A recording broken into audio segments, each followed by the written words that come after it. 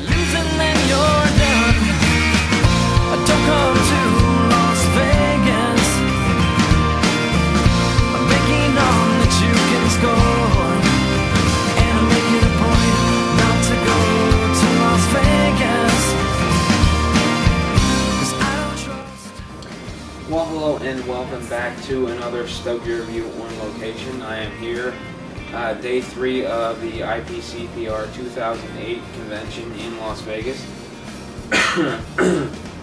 And you know, I've got a handful of stuff to report on, and you know, a ton of stuff I just couldn't find the time to do. And for that, I apologize. I really wanted to get back to Dom McKean's area and find out about the cigar that's honoring him. And it's been incredible. I mean, he's been so busy throughout the entire show that you can't get anywhere close to him or anyone that's representing the brand. There's just retailers everywhere, and I didn't even bother pushing to get a sample, because at this point it doesn't make much sense for me to get a sample without knowing anything about the blend. Now, I can report on it, or I can research it later, but I'd rather get the information, you know, right from the horse's mouth, that sort of thing, where I can just jot down notes and get all of it then there, and have rock solid information, rather than try to look it up online, where you have sources that, you know, contradict one another like we normally get. So tomorrow is the last day of the show, and I'm going to do what I can to get back there, talk to him, get some information about the blend, potentially get more than one sample, and and go from there. I'm sorry, I'm coughing a lot. We're doing a lot of cigars throughout the day. My voice probably sounds very hoarse from talking over loud crowds, loud music and whatnot. But let's start the day off. Well, let's start the reporting off how the day went. Brian was lagging behind a little bit. He got tied up in the morning, so Jesse and I went to breakfast. We had breakfast in the Venetian. It wasn't quite as greasy as it was yesterday, but it was pretty greasy, and it wasn't bad. But again, it's just like yesterday. A small plate of breakfast was $12, and we got up, we got coffee, and we headed back down to the convention center, where Brian and I met up a few minutes later. But I walked through the door, and lo and behold, on my right, something just struck me as familiar, and here, sure enough, it was Doc Stogie Fresh. So we got to talking a little bit. Later on, we got together for an interview, and it was a really good time with Doc. Great guy. It was the first time I had met him, and exactly like he is on the podcast, just a very professional, very fun guy to be around. I really enjoyed the interview that we did. He was just a very nice guy overall. I can't say enough about him. You know, very generous with his time. He shared a lot of information. Was just very genuine, just as I expected. After we met up, Jesse and I kind of wandered the floor a little bit and waited for Brian to come around. First thing I did was take my cup of coffee and I made a beeline right for the Oliva booth, where I sat down on their swanky white couch and woke up for about 20 minutes, at which point I got up and started wandering around. I met up with Brian. We got a chance to talk to several people, one of which was Andy O'Dower from Zycar Accessories, or Zycar Cutters. And he gave us some information on what's coming up, what to expect. He showed us a bunch of their new accessories, cutters, lighters, and whatnot. And we may be able to work something out where we're giving more product away, which was fantastic. I was very happy with the giveaway that we did for the name eludes me. I know the band. The Zygar cigar. At any rate, the Zycar cigar that Jesus Fuego did for them. We gave a box away, and hopefully we can do something similar to that in the very near future. I got a request on Stogie Review to get some information on humidors. I took several pictures of all the humidors that Zycar offered, and while talking to Bob from Dog Watch, which we've done lots of, he had mentioned that there was a new exhibitor in his booth talking about these new humidors that they were doing, and Bob had asked me if I saw them. I said, no, I really haven't been paying attention to accessories too much. He said, well, you've got to check these guys out. They're doing stone humidors and stone cabinets. I said, well, I've got to check that out. So Bob took us over, introduced us to the guy that had the booth. I'm sorry, I'm just totally disorganized right now. I don't remember their name. Their business card is on the bed farthest from me. But I got to looking at these humidors, and they are absolutely beautiful. We got to talking a little bit, and there was a floor model which looks sort of like an end table. No drawer, just a single drawer or a single door base cabinet, which was completely made out of stone. There was the door itself was made out of a stone with I'm not even sure what kind of glass it was. It was sort of wavy and etched, and it had leaded diamond patterns in it. An absolutely beautiful piece of work. I asked, of course, I asked how much it is, and I was shocked. Well, I wasn't quite shocked to find out what it cost, but the humidor retailed for $17,000 MSRP, and of course I wanted to know a little bit more.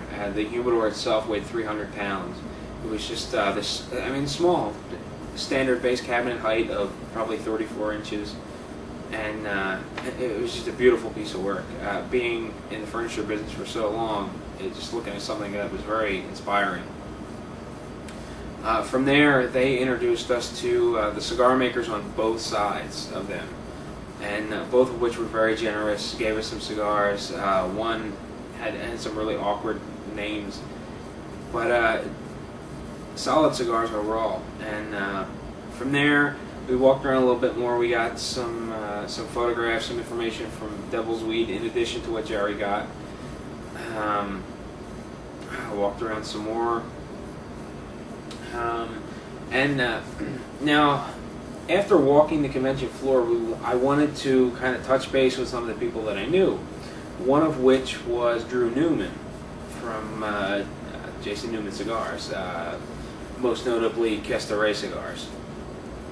I had shared some emails back and forth with him a little while ago about the Castoray Sungrowns in the glass tubes. So there was a contact there, and I wanted to go kind of talk to him a little bit more, see if I could get him to give me some information about new cigars. And on our way through the cigar family area, we got to talking to a guy named Forbidden Johnny, who had a very entertaining story to tell, and he went to incredible product. Forbidden Johnny, for starters, is the guy behind Cigar in a Bottle. Now, if you've ever done any research on the very rare Opus X cigars, you know that there is one that's encased within a bottle of very, very high-end alcohol. It's a variation of brandy. I don't remember exactly what it is. But he got to talking to us, and he was telling us that he started talking to Carlos Fuente Sr.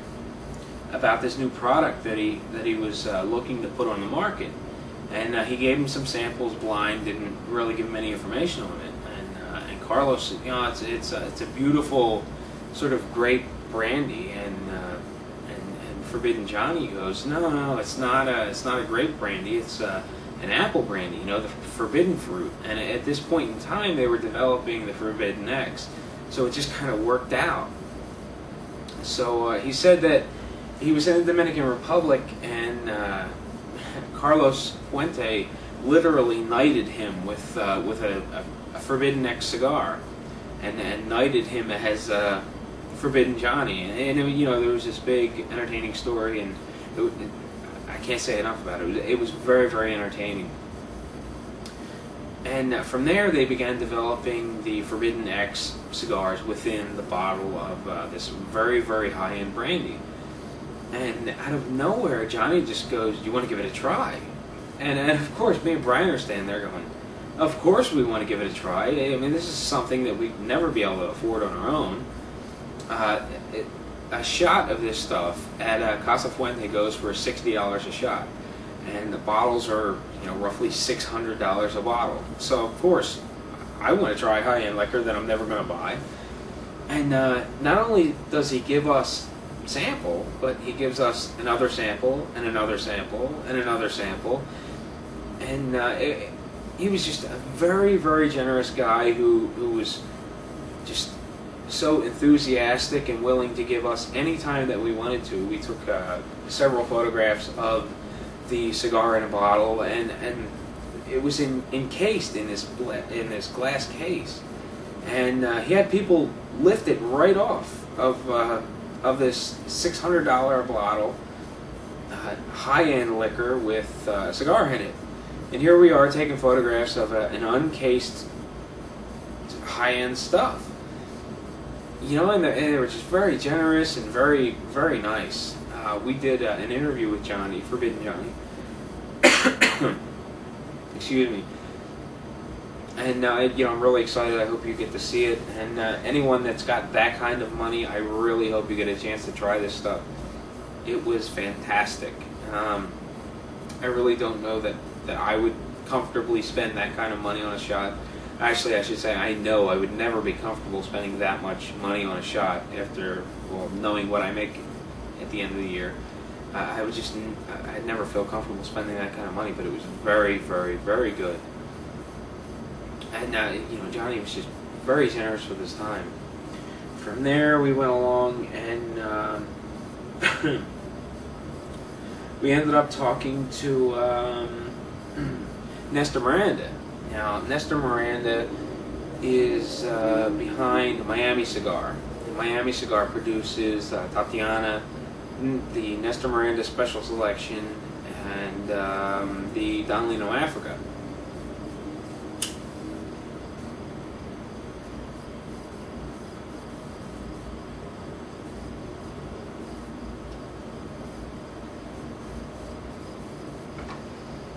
Now, before talking to him, I was incredibly anxious. At this point in time, I didn't know we were going to talk to him. But I was getting that feeling all day long that I had a lot to accomplish and a little time to do it. So I really didn't want to sit down. I was literally shooting from booth to booth to booth, trying to get information from people, trying to catch them when they weren't busy. Brian was giving me a hard time about it because I just didn't want to sit down. I was completely energetic throughout the day, trying to move around. And we got to a point where we talked to, I think her name was Sandra from Miami Cigar. She did the ash stand on her tongue.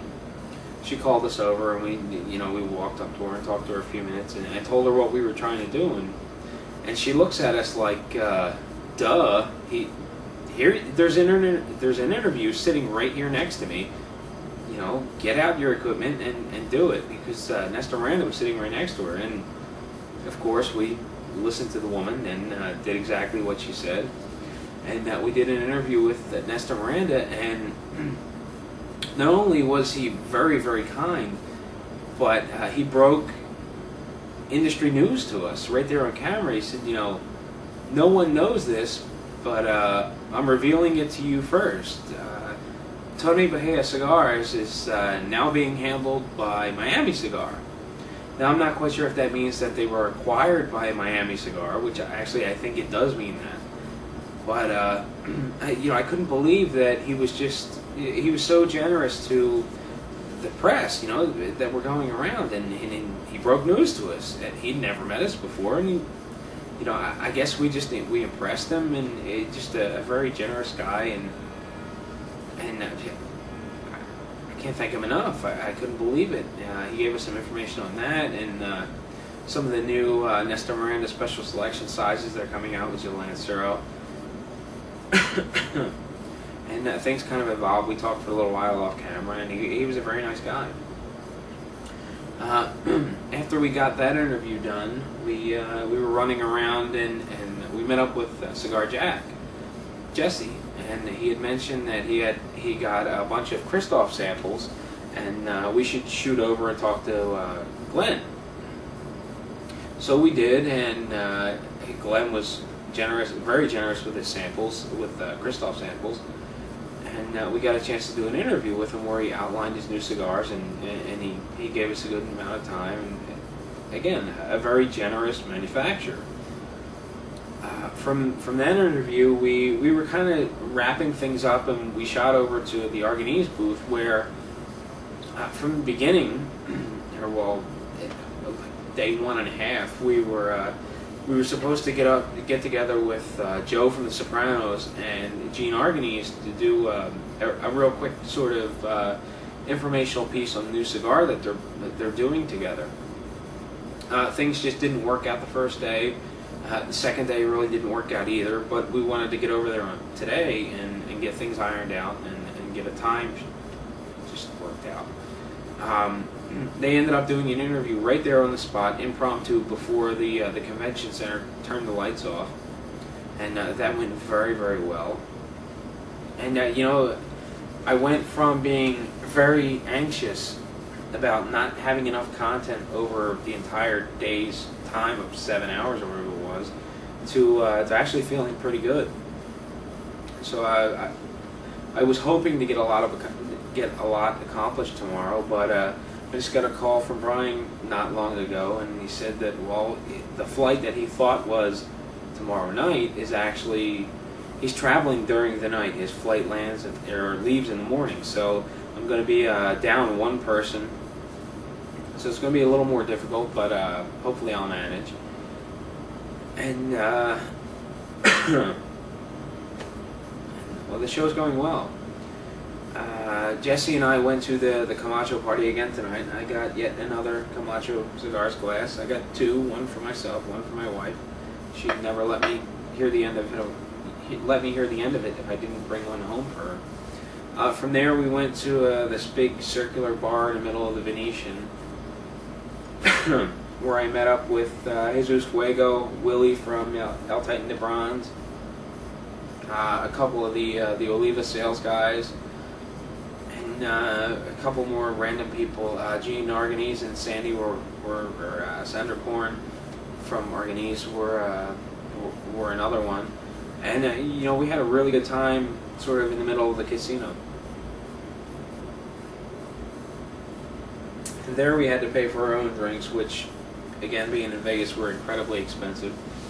I got at the Camacho party, I was drinking cigars like I was before, of course, ordering Glenlivet, not knowing whether I got Glenlivet or Johnny Walker Black. But from there, I decided, well, you know, I want to go cheap. I don't want to spend a ton of money on a drink. So I ordered a Wild Turkey on the rocks, a bourbon. I get the bourbon, which was a very generous portion, and I got the bill, $15 for a Wild Turkey on the rocks. In Pennsylvania, I can get a fifth for like $13.99. So it was, again, in Vegas, you're paying for a lot. So I had a drink. We got to talking to a lot of people. Had a great time. We came back. I'm back in the hotel. I'm editing some videos, which you're probably not going to see until later. I've got this. The show actually starts at 9 tomorrow instead of 10, like it did all week. Now it's a half day, and I need to get everything packed because I got to be out of here to get down to the show by 9. Checkout's at 11, so I have to pack everything up.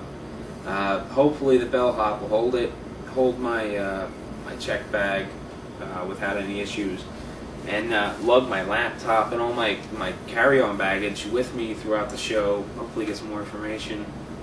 And then I have a shuttle picks me up at about 7:45. I get on the plane. About 10:35 p.m. I land at Philadelphia International at roughly 6:35 a.m. With jet lag, I'll probably sleep all day and maybe get day 4's wrap up by Saturday at some point, and then the interviews to follow. So, not a ton of new information to report, other than the from what I believe is the acquisition of Tony Bahia by Miami Cigar. There's not a whole lot to report on the show. So I had a great time here. I'm losing my voice. I've been talking a lot. But I had a great time. I met a lot of interesting people. I hope to do it again next year. And I just can't say enough. Vegas has been a lot of fun. It's very expensive. Things are much more spread out than they look from, the 25th floor of Harrah's. And I really enjoyed myself. It's getting to the point where I'm really looking forward to going home. Every night, I think at the most I've got to sleep is 4 hours. So over 3 days, not even 3 days now.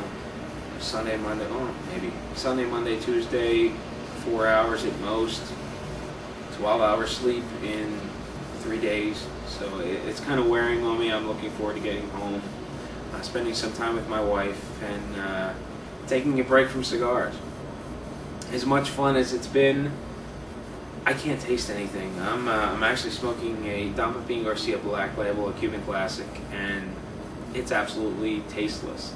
I've been averaging about, or at least I should say, 7 cigars a day.